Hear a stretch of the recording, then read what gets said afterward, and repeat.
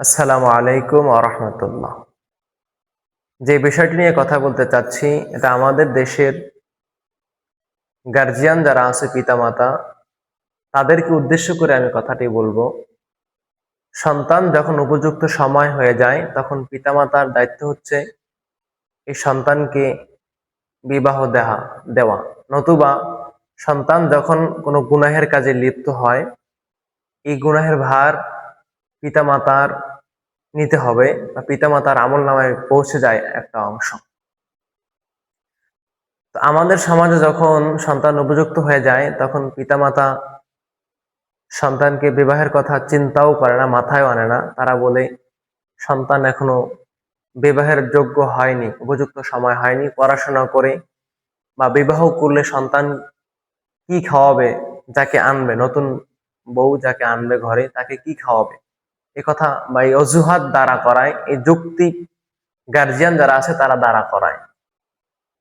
তারা যখন এই যুক্তি দ্বারা করায়, এই সুযোগে সন্তান তো নষ্ট হয়ে যায়। বিভিন্ন জায়গায় বিভিন্ন সময় দেখা যায়, বা নিউজ আমাদের কানে ভেসে আসে, অমুক জায়গায় যুবতী এবং যুবক ধরা খেয়েছে, নাউজুবিল্লাহ। এর একটা ভাগ, একটা অংশ পিতামাতা পাবে গুনাহের। তো আমরা লক্ষ্য করে দেখা যায় যে সন্তান পিতামাতা পড়াশোনার অজুহাত দেয়, সন্তান আসলে পড়তে বসলে, সে বই খুললে, কিতাব খুললে লাইনে লাইনে দেখতে পায় বউ। চোখ বন্ধ করে ঘুমাতে যাবে, তখন তার চোখের সামনে ভেসে ওঠে বউ। খাবার খাবে, তখনও তার সামনে ভেসে ওঠে বউ। দিনের বেলায় হাঁটে, তখন রাস্তায় সামনে দেখতে পায় বউ। এই সন্তানকে এই সময় বিবাহ করানো ফরজ, নতুবা এই সন্তান গুনাহের কাজে লিপ্ত হবে। বিভিন্ন জায়গায় যাবে, ঘোরাফেরা করবে, অশ্লীল ভাবে চলাফেরা করবে এবং হারাম রিলেশনে জড়িয়ে যাবে। আল্লাহ তাআলা আমাদের যুবক ভাইদেরকে এর থেকে হেফাজত করার তৌফিক দান করুক, হেফাজত করুক বলে আমিন।